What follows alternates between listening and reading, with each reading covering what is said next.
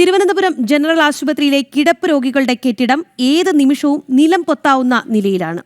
പൊളിക്കാൻ ഉത്തരവിട്ടിട്ട് 1 വർഷത്തോളമായിട്ടും സമീപത്ത് ഉണ്ടായിരുന്ന മരങ്ങൾ മുറിച്ചു മാറ്റുക മാത്രമാണ് ഉണ്ടായത്. കാലപ്പഴക്കം ചെന്ന കെട്ടിടങ്ങൾ ഏത് നിമിഷവും നിലം പൊത്താവുന്ന അവസ്ഥയിലാണ്. സർക്കാർ ആശുപത്രികളിലെ സേഫ്റ്റി ഓഡിറ്റും ഫിറ്റ്നസ് പരിശോധനയും തികച്ചും പ്രഹസനമായി മാറുന്ന കാഴ്ചയാണ്.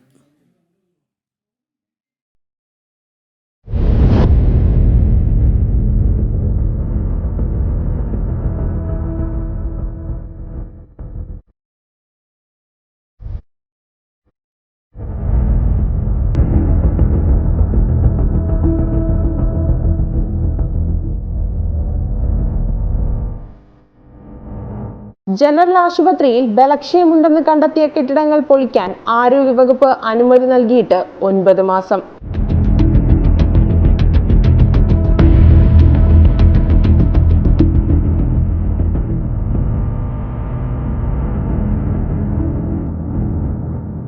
പുതിയ മാസ്റ്റർ പ്ലാൻ നടപ്പിലാക്കുന്നതിന് മുന്നോടിയായാണ് കെട്ടിടം പൊളിക്കാൻ വകുപ്പ് അനുമതി നൽകിയത്. എന്നാൽ കെട്ടിടങ്ങൾക്ക് സമീപത്ത് നിന്ന് മരങ്ങൾ മുറിച്ചു മാറ്റിയത് മാത്രമാണ് 9 മാസത്തിനിടെ നടത്തിയത്.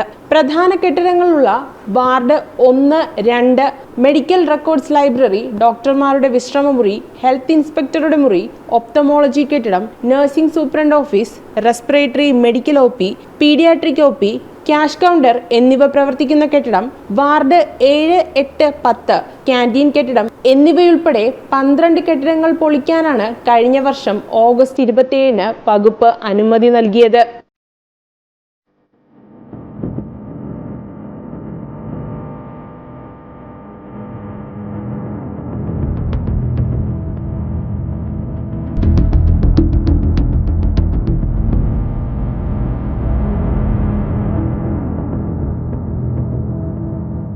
ഏപ്രിൽ 5-ന് ആരോഗ്യവകുപ്പ് ഡയറക്ടർ നൽകിയ കത്തിന്റെ അടിസ്ഥാനത്തിലാണ് നടപടി. കാലപ്പഴക്കം ചെന്ന കെട്ടിടങ്ങൾ ഏതു നിമിഷവും നിലം പൊത്താവുന്ന അവസ്ഥയിലാണ്. തൂണുകളിൽ നിന്ന് കോൺക്രീറ്റ് അടർന്നു മാറിയും മേൽക്കൂര ചോർന്നൊലിച്ചും സീലിംഗ് ഇളകിയും അപകടാവസ്ഥയിലുള്ള മിക്ക കെട്ടിടങ്ങളിലും ഇപ്പോൾ കൂട്ടിരിപ്പുകാരുടെ വിശ്രമ കേന്ദ്രമാണ്. അതേസമയം MLA ഫണ്ടിൽ നിന്ന് 15 ലക്ഷം മുടക്കി നിർമ്മിക്കാൻ ആരംഭിച്ച ഐസൊലേഷൻ വാർഡിന്റെ നിർമ്മാണ പ്രവർത്തനങ്ങൾ പാതി വഴിയിൽ ഉപേക്ഷിച്ചു. കെട്ടിടത്തിന് അടിസ്ഥാനമായി കോൺക്രീറ്റ് പൈപ്പുകൾ നിർമ്മിച്ച ശേഷമാണ് പണി ഉപേക്ഷിച്ചിരിക്കുന്നത്. ജനം, തിരുവനന്തപുരം.